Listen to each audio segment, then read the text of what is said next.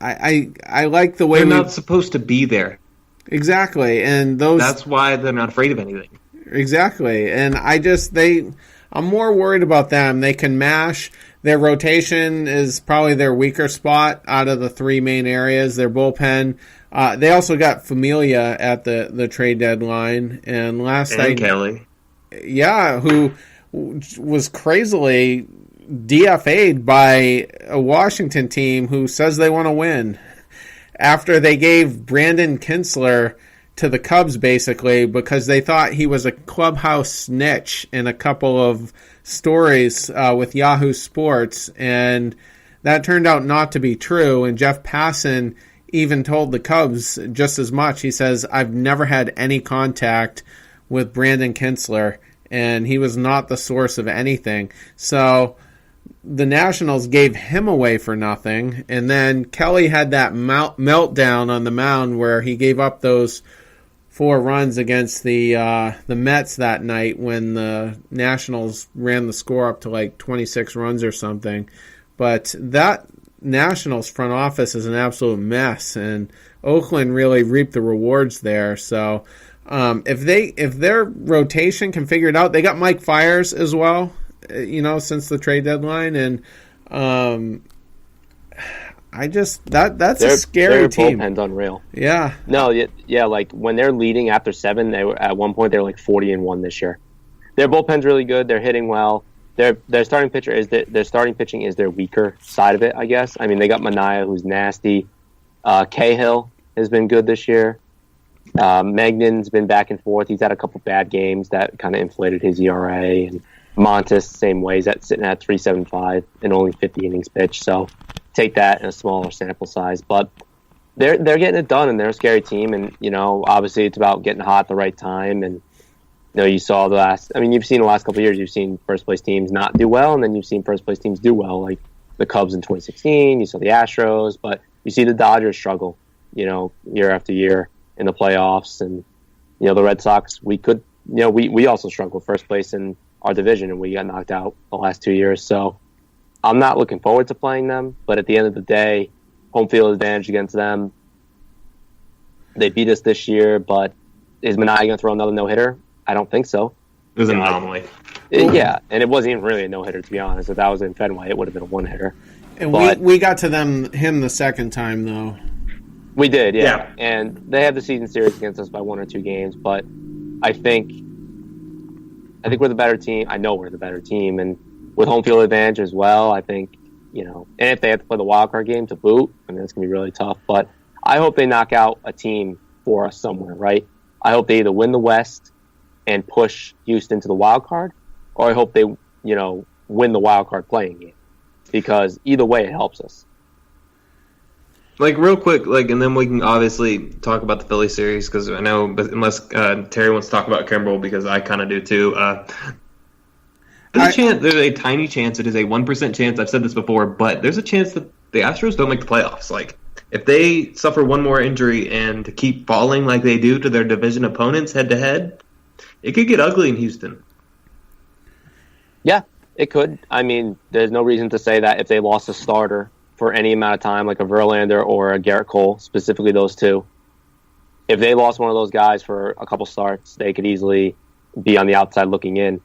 I mean, Seattle, I think, is going to do Seattle things and end up blowing it, but just because of how good Oakland is. But, I mean, I don't even know what Houston has to play Oakland coming up a couple times. I think it's in the 7 next times. 2 weeks. Yeah, so I mean that's a big thing right there. If Oakland wins 5 or 6 of those games, then all of a sudden Houston's in a lot of trouble.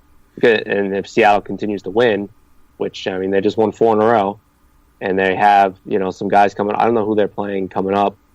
I'm pulling it up right now just because probably Texas. It is San Diego for 2, Oakland for 3, Baltimore for 3. Oh my god! So is that it? Nope. I lied. Never mind. That's the back half. Oh, okay, that's the back half. The next one's is Oakland, LA, Houston, Arizona.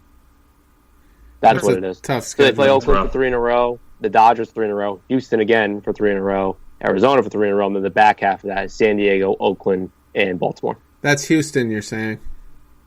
No, this is Seattle. Oh, Seattle. My bad. Okay. Yeah. Seattle finishes in Baltimore? No, they finished in Texas. Oh, okay. I'm just talking about their next 10 games, 20 games. The only thing that can go the Astros' way is I'm pretty sure that they finish in Baltimore. I think so. It's one of the last 2 series. Because we finished against the Yankees. They do finish. They have a 4-game set. Their last 7 games are against 3 against Toronto and 4 against Baltimore. Must be nice. And that might be the difference maker. Also might be a little bit of a bad thing for them too, because they will not be playing talent. They play LA for 3, then Toronto, then Baltimore. They're not playing a playoff team from September 21st on. Just as far as the Red Sox is concerned, though, another thing to keep in mind here, especially when we're thinking about matchups for the ALDS, hopefully, we do play Houston late, and if we give them a thumping, then I'm going to feel a lot better about that being a possible matchup, because they're going to have more than we do to play for at that point. So that's just something to keep an eye on. And then we have the Yankees twice in our last 4 matchups to close out the year, so we'll kind of get an idea as to where they're at.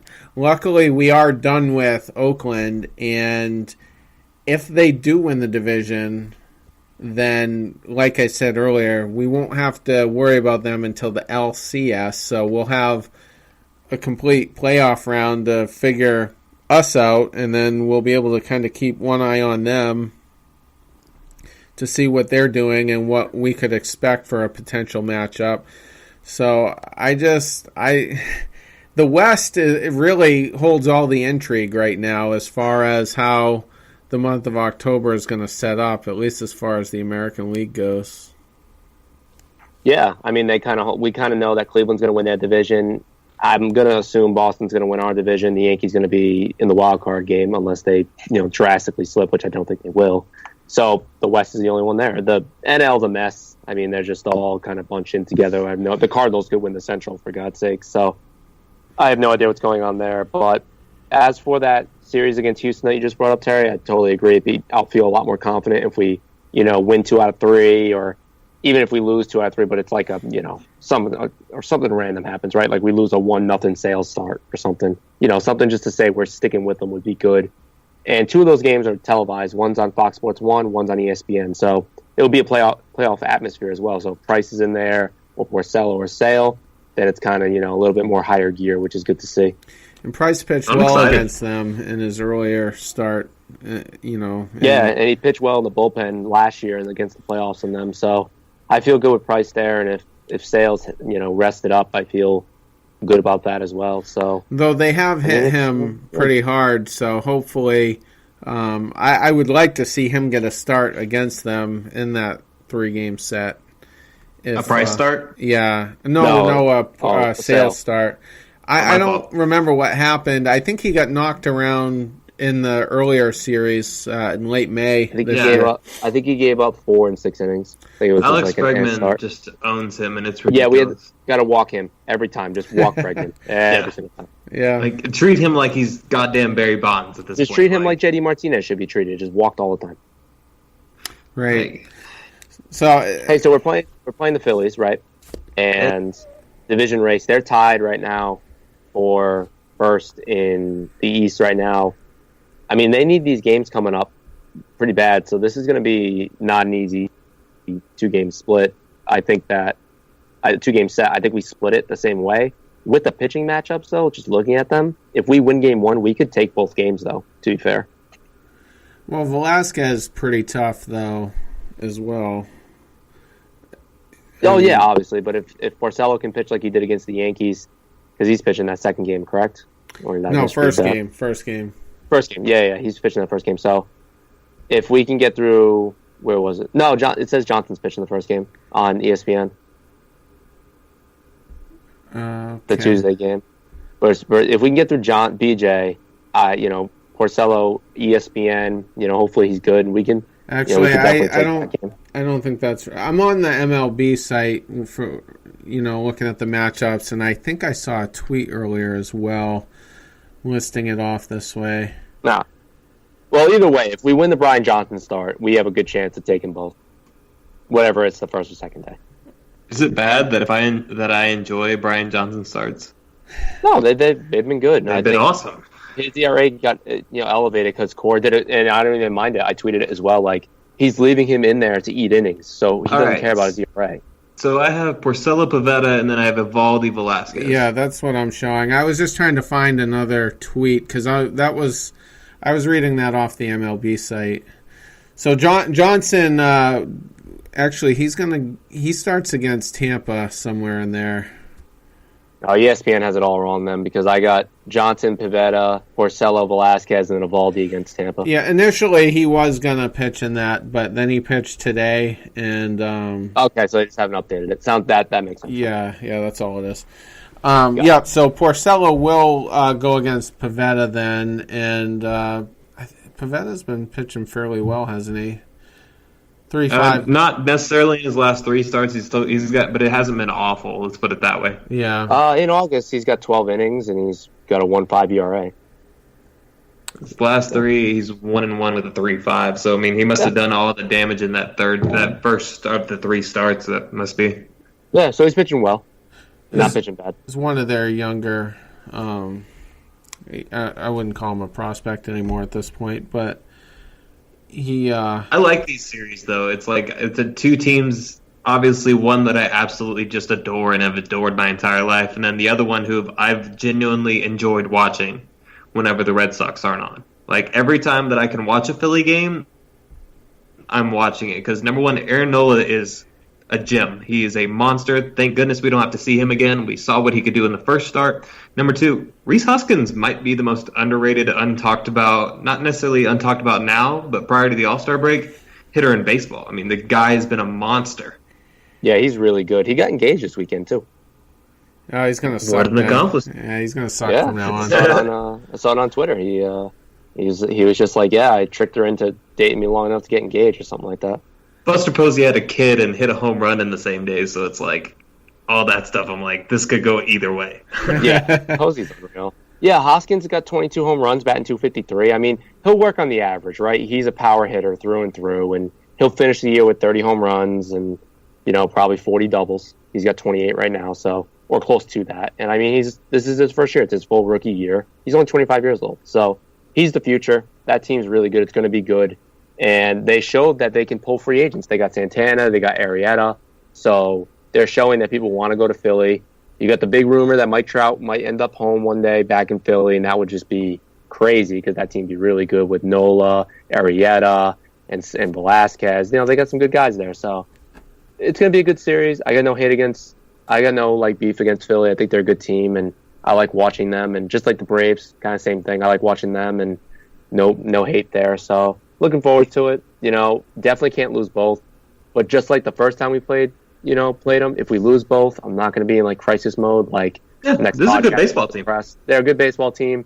We're coming off a long series against Baltimore. And a train ride. Series again, and a train ride. A long series against Toronto with an extra inning game thrown in there. So if it happens, it happens. But, it'll be good to get some rest tomorrow, and then the day after the second game, we have another day off. So I expect the next series against, I think it's Tampa. Yeah, against Tampa to take 2 out of 3 or sweep it. So I'm looking at their averages right now, and not a lot of guys that really hit for high average. In fact, no 300 hitters at all. So they're on Philly. They live and die by the long ball, by the looks of it. And well, with Santana and Hoskins and guys like that. Yeah, triple-digit strikeouts up and down. William. Yeah. Yeah, and another interesting thing is they picked up Justin Bauer from the Marlins. So that's interesting because they spent all that money on Carlos Santana.